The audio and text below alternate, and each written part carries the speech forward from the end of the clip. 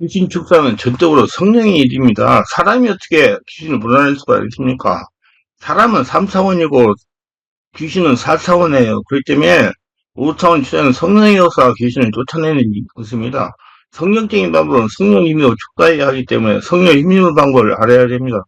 성령을 힘입으려면 먼저 예수를 영접해야 됩니다. 누가 무슨 능력을 행하더라도 예수를 영접해야 예수 십자가를 통과하는 능력은 귀신으로부터 말미암은 것이나 분별력을 길러야 됩니다. 성령을 힘으로 귀신을 축사하려면 귀신 정치만 알아서는 근본적인 축사 방법을 알지 못합니다.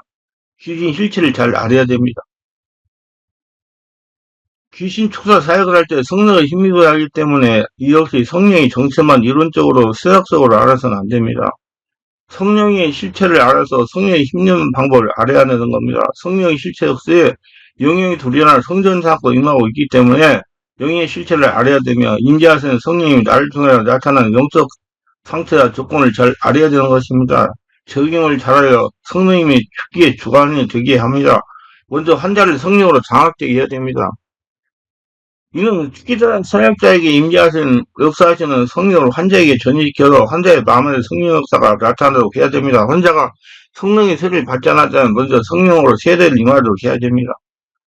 절대로 환자가 성령으로 장악되지 않은 축기는 하지 않는 것이 좋습니다. 왜냐하면 축기가 되더라도 다시 침입하기 때문입니다. 환자에게 성령에서 온몸으로 기도하도록 해야 됩니다. 오랜 기도를요.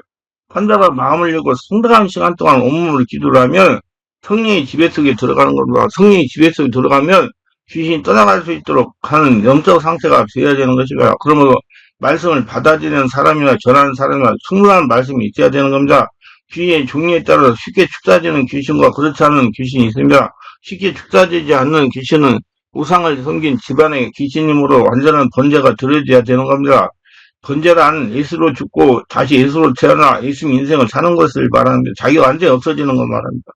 예수의 벌로 들어지는 번제가 완전한 번제에게 온전한 믿음의 영적 상태를 요구합니다. 말씀으로 양육하여 충분한 영적 상태가 되도록 기다릴 필요가 있는 것입니다. 말씀을 잘 알아듣고 말씀으로 자신을 들여다볼 수 있는 수준이 되어야 됩니다. 번제는 무엇인가 자신을 채워주는 겁니다. 그리고 나의 이전의 것, 육체고 세상적인 것, 성령으로 죽이는 것입니다. 예수를 믿고 부활하신 예수님으로 다시 태어나는 겁니다. 성령으로 장악당하여 구습이 없어지고 새로운 영의 사람으로 태어나는 겁니다. 전인격의 하나님께 완전하게 장악당한 것입니다. 성령이 역사할 수 있는 혼적 마음 상태와 조건은 오직 마음과 생각이 주님에게로 집중하는 상태가 되어야 됩니다. 자기 안에 계신 하나님께 집중하는 상태, 온전히 성령의 지배 속에 들어가는 상태, 오로지 성령 안에서 온몸으로 기도하는 상태를 말합니다. 잡념이었고 오직 성령의 역사에 집중된 상태가 되어야 됩니다. 이게 몰입 집중하고 성령이 충만하지만 귀신 안 떠나갑니다. 성령이 지배가 깊어져 성령이 장악당해야 성령의 수단적인 역사로 귀신이 떠나가고 상처가 치료되고 병이 고쳐지는 겁니다. 잡념이나 산만한 상태에서는 치유가 일어나지 않습니다. 귀신이 안 떠나갑니다. 그리고 환자나 사역자는 무엇보다 치유에 집중할 수 있는 마음적인 상태가 되어야 됩니다. 성령으로 깊은 영적인 상태로 몰입하는 훈련을 많이 해야 됩니다. 영적으로 깊은 사람은 영적 지식이 많은 사람이 아는 사람이 아니고 영적인 원리들을 실제로 자신에게 적용을 잘 시키는 정도입니다. 말씀과 성령의 역사는 살아있는 역사이기 때문입니다. 성령의 역사가 전인격을 장악하여 하나님 나라로 통일이 된 다음에 귀신이 따라가게 되는 것입니다. 성령이 온몸을 장악할 때까지 기다려야 됩니다. 절대로 성령으로 장악되지 않았는데 축기하려고 하지 마세요. 축기는 성령의 일입니다. 육신의 체력도 해약하면 안 됩니다. 육신의 기력이 회복되어야 할 상태가 되었다면 육신의 체력을 회복시켜주면 축기가 쓰여집니다. 세상에도 나와야 됩니다. 마음이 세상 구기운명을 가지고 하나님 역사나 목사를 이용하라는 생각에서 나와야 됩니다. 첫째, 환자를 스스로 귀신을 축소하도록 영적인 조건을 준비하는 방법이 이렇습니다. 먼저 환자가 자신이 귀신의 영향으로 고통을 받는다는 것을 인정해야 됩니다. 인정하지 않으면 축소는 할 수가 없습니다. 귀신은 되게 초기에는 잠복되어 있으므로 귀신에게 힘입된 자신의 상처를 환자가 인정하도록 함으로써 귀신 정체를 노출시킵니다. 그래서 생명의 말씀을 드려야 됩니다. 환자가 기도하여 마음을 열어야 됩니다. 환자가 숨을 들이쉬고 내쉬면서 주여, 숨을 들이고 내쉬면서 주여 하면서 소리를 하면 쉽게 마음이 열립니다. 환자가 성령으로 세례받도록 해야 됩니다. 보편적으로 환자가 성령으로 세례받은 후부터 귀신이 정체를 폭로하기 때문입니다. 성령으로 장악이 되는 만큼씩 귀신의 힘이 약해지면, 그러니까 성령으로 장악이 되는 만큼씩 귀신이 떠나간다는 뜻도 됩니다. 성령의 역사가 환자를 장악하지 않으면 절대로 귀신은 정체를 폭로하지도 않고 떠나가지도 않습니다. 예수의 명하는 귀신은 떠나가려 꼼짝도 하지 않는 것이 보통입니다. 좌우정한 환자가 성령으로 장악이 되게 해야 됩니다. 귀신을 충동이나 말과 변덕스러운 행동을 거부하셔야 됩니다. 충동적인 성격과 충동적인 말로 남의 심령을 괴롭히고 변덕적인 행동으로 일들을 망치게 합니다. 귀신을 축사하려는 환자 자신의 의지를 발동시키는 것입니다. 자신의 의지가 발동되지 않으면 성령은 역사하지 않습니다. 영의 생각과 육신의 생각을 분리하고 성령의 소욕과 악령의 소욕을 분리하여 자신의 의지와 귀신의 의지를 분리하세요. 잠재의식에서 표면의식으로 노출시키는 겁니다. 그러므로 귀신의 행동을 억제시키는 약은 금물인데 안 되면 뭐 일정하가 먹으면서 하는 게 좋습니다. 그 약을 금지하고 축사하시면 제일 좋아요.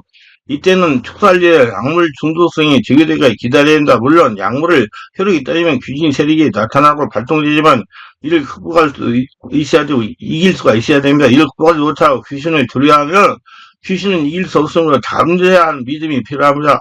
만약 환자가 약을 먹지 않아 약물 혈액이 떨어지면 약한 영의 역사가 강하여 발작이나 흥분이 지나쳐 감당할 수 없는 상태가 되는 경우가 되면 약을 정신기 두려면 약을 투약해가면서 영적, 혼적, 육신적인 상태를 호전시키면서 축기 사역을 해야 됩니다. 환자가 스스로 성령을 기도하게 하는 것입니다. 믿음이 생기게 해야 됩니다. 치유에 집중할 수 있도록 환자가 숨을 들이쉬고 내쉬면서 주여, 숨을 들이고 내쉬면서 주여, 복식호흡에 부르짖는 기도에 몰입되게 해야 됩니다. 의지와 시간을 가지고 계속 하면 말씀이 집중이 됩니다. 귀신이 좋아하는 걸 하지 않습니다.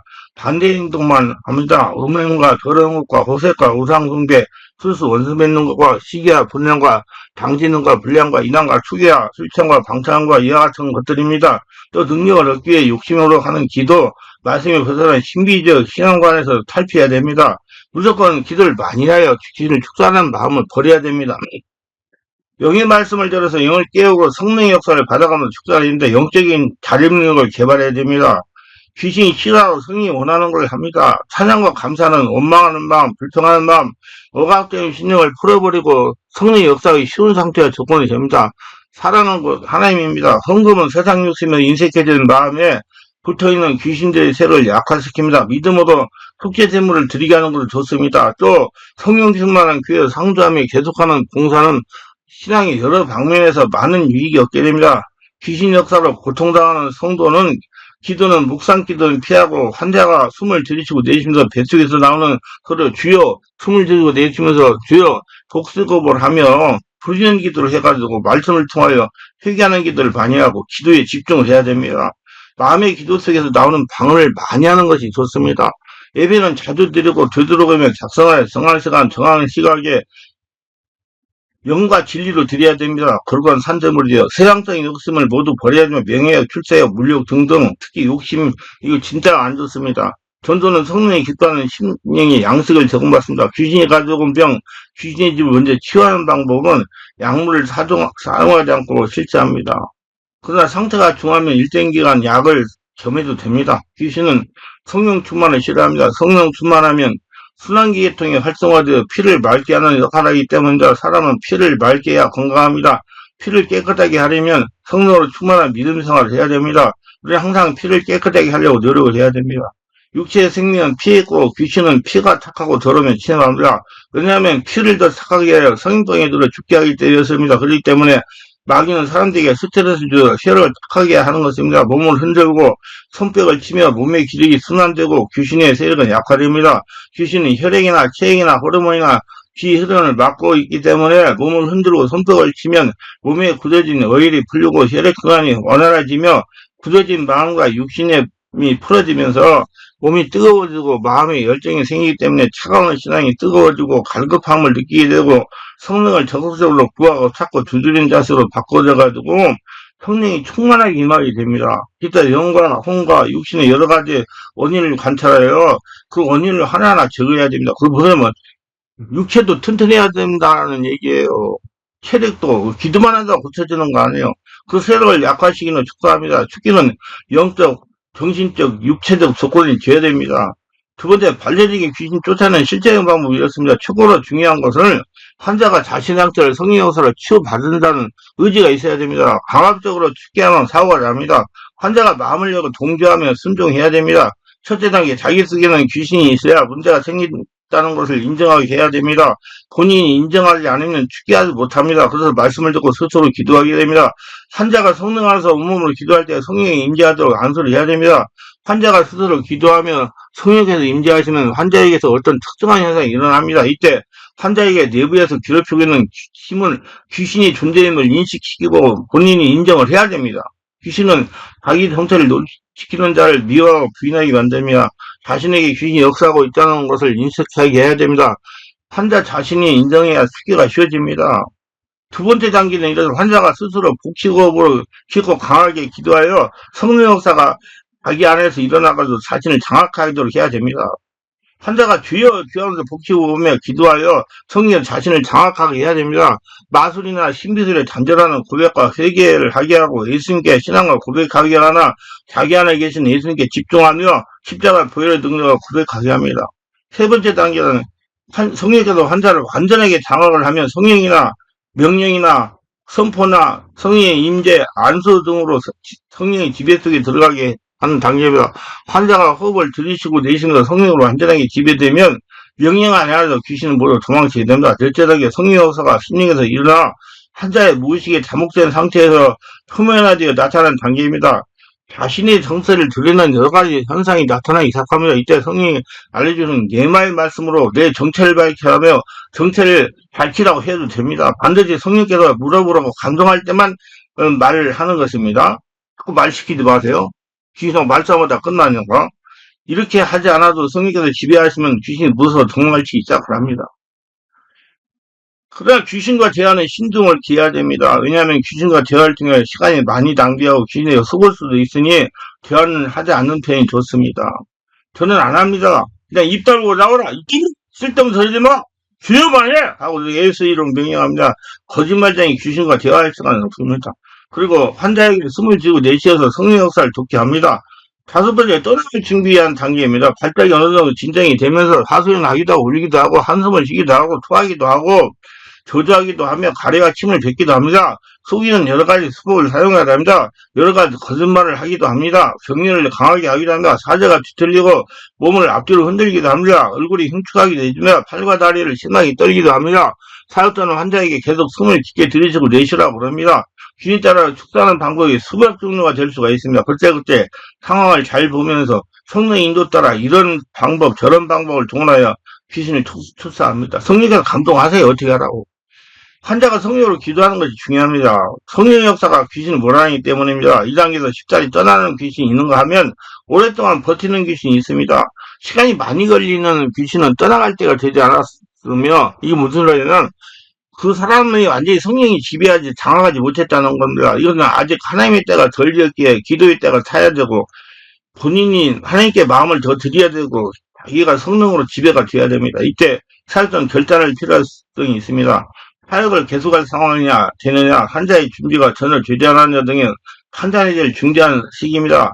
예수를 명하노니 내가 네게 명하노니 더러운 귀신은 아무개에서 나오라고 명색이 명령할 수도 있어요. 근데 저는 그냥 명령하는데 집중하지 않고 환자가 숨을 들이고 내뿜고 기도하는데 집중하게 합니다. 성령이 지배하면 떠나가야 되니까.